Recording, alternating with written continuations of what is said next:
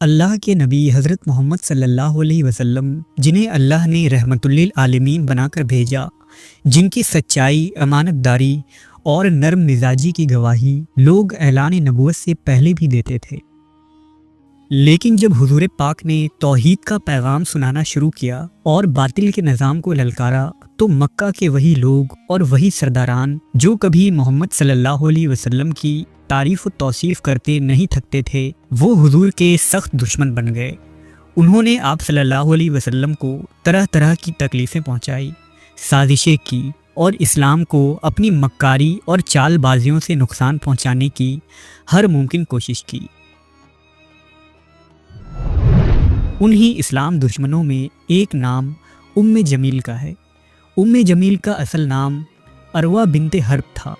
وہ قریش کے ایک طاقتور اور معزز قبیلے بنو ہاشم سے تعلق رکھتی تھی۔ اس کا باپ حرب بن امیہ مکہ کے بڑے سرداروں میں سے تھا۔ ام جمیل ابو سفیان کی بہن تھی اور اس کے آنکھوں میں تھوڑا سا ٹیڑھا پن تھا، اس لیے لوگ اسے اورا بھی کہتے تھے۔ ام جمیل کی شادی ابو لہب سے ہوئی تھی، جو رشتے میں نبی کریم صلی اللہ علیہ وسلم کا چچا تھا اور مکہ کے امیر ترین لوگوں میں سے ایک تھا۔ ابو لہب نے خوب دولت کمائی تھی اور اس کی دولت نے ام جمیل کو بہت فخر اور عیش و آرام دیا تھا، اور ام جمیل نے مکہ میں اپنے مقام کو بلند کرنے کے لیے اس دولت کا خوب استعمال کیا۔ لہذا دولت، طاقت اور نسب تینوں معاملے میں ام جمیل بہت اونچے مقام پر تھی۔ ام جمیل جوانی میں نہایت ہی متکبر تھی۔ چونکہ وہ ایک رئیس گھرانے کی بیٹی تھی، اس لیے اس کے اندر دوسروں کو حقیر سمجھنے کی فطرت تھی اور مزاج میں غرور بچپن سے ہی جھلکتا تھا۔ چونکہ وہ اعلیٰ خاندان سے تعلق رکھتی تھی، اس لیے اسے زبان، قبیلہ کی روایت اور آداب کی تربیت دی گئی۔ ام جمیل کی ایک خاص پہچان اس کی تیز زبان بھی تھی، جس سے وہ دوسروں کی عزت اچھالنا اور افواہیں پھیلانے میں خوب ماہر تھی۔ پھر ایک دن مکہ میں ایک ایسا واقعہ پیش آیا جس سے سب کچھ بدلنے والا تھا، یعنی اسلام کا آغاز۔ حضرت محمد صلی اللہ علیہ وسلم نے اعلان کیا کہ وہ اللہ کے پیغمبر ہیں اور ان پر جو دین و شریعت نازل ہوئی ہے صرف اسی میں ہدایت ہے۔ ام جمیل نے جب یہ خبر سنی تو وہ بوکھلا اٹھی۔ وہ محمد صلی اللہ علیہ وسلم کے حسب و نسب کو بہت اچھے سے جانتی تھی۔ حضور پاک صلی اللہ علیہ وسلم بنو ہاشم سے تھے، جو بنو امیہ سے بھی زیادہ معزز اور عزت دار خاندان تھا۔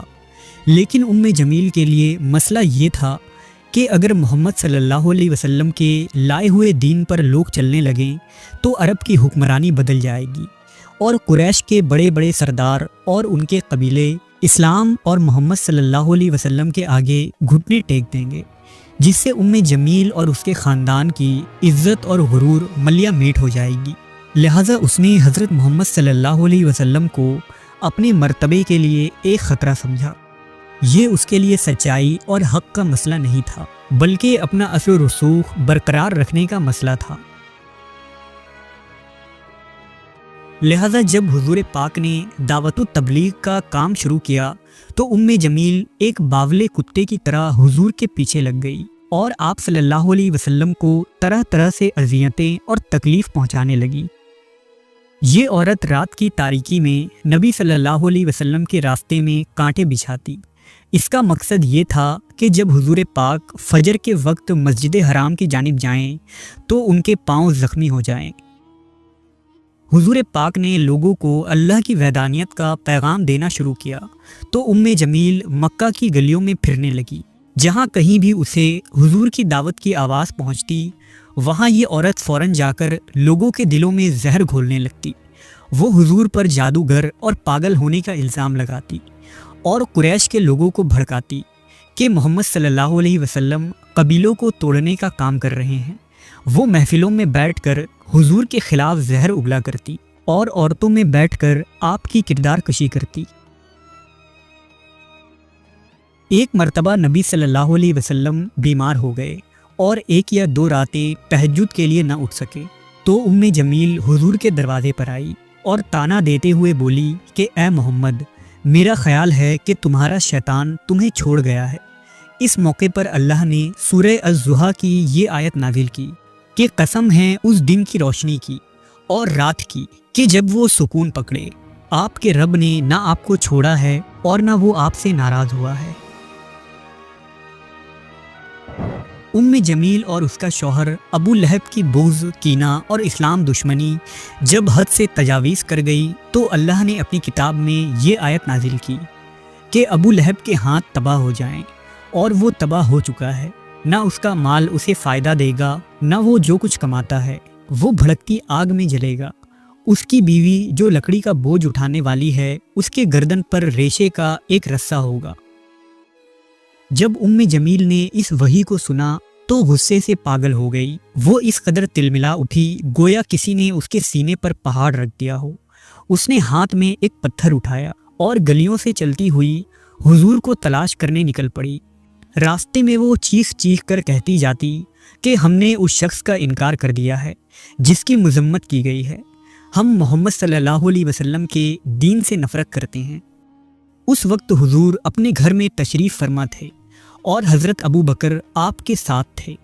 جب حضرت ابو بکر نے ام جمیل کو آتے دیکھا تو فوراً عرض کیا کہ یا رسول اللہ، یہ بدزبان عورت آ رہی ہے، مجھے ڈر ہے کہ کہیں یہ آپ پر ہاتھ نہ اٹھا دے۔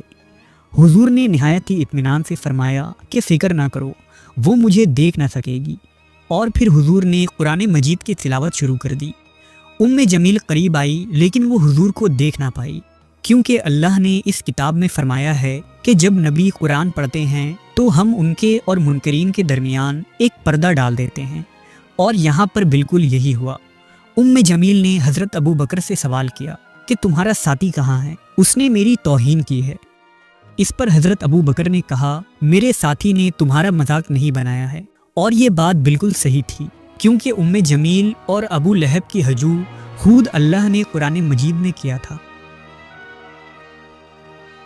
ام جمیل کی سب سے بڑی حریف حضرت خدیجہ تھی جو پیغمبر اسلام کی بیوی تھی۔ ام جمیل ان سے شدید حسد کرتی تھی کیونکہ وہ مکہ کی سب سے عزت دار عورت تھی اور پیغمبر کی مضبوط ترین حامی تھی۔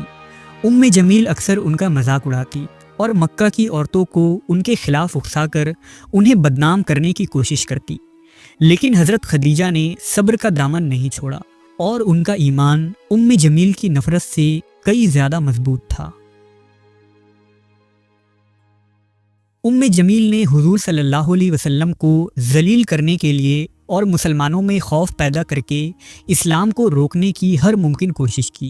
اس کی زہر آلود باتیں مکہ کی گلیوں اور گھروں کے صحنوں اور خانہ کعبہ میں گونجتی تھی۔ وہ صرف ایک دشمن نہیں تھی بلکہ خوف کی علامت بن چکی تھی۔ ام جمیل اور ابو لہب نے ہر آخری کوشش کر کے اسلام کو روکنا چاہا، لیکن اللہ کی طاقت و حق سب پر بھاری تھا۔ ام جمیل اور ابو لہب نے مسلمانوں پر بہت ظلم کیے، لیکن ان کی نفرت اور ظلم کے باوجود اسلام کا پھیلاؤ روکنا ناممکن تھا۔ تاریخ میں درج ہے کہ ام جمیل اور اس کا شوہر عبرت کی موت مرے۔ کہتے ہیں کہ ام جمیل ایندھن کے گھٹے کی لکڑیاں جب اٹھا کر اپنے گھر لا رہی تھی تو اس کی رسی اس کے گلے میں پھنس گئی اور اس کا سانس رک گیا، اس طرح اس کا دم نکل گیا۔ ابو لہب کا انجام بھی نہایت ہی عبرتناک تھا۔ جنگ بدر کے کچھ دن بعد ابو لہب پر ایک عجیب بیماری حملہ آور ہوا جس میں اس کے پورے جسم پر پھوڑے نکل آئے۔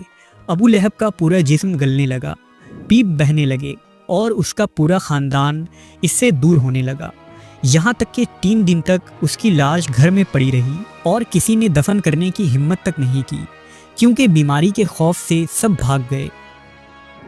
آخر کار قریش کے کچھ غلاموں کو پیسے دے کر ابو لہب کی لاش کو لکڑیوں سے گھسیٹا گیا اور مکہ سے باہر لے جا کر ایک گڈھے میں پھینک دیا گیا۔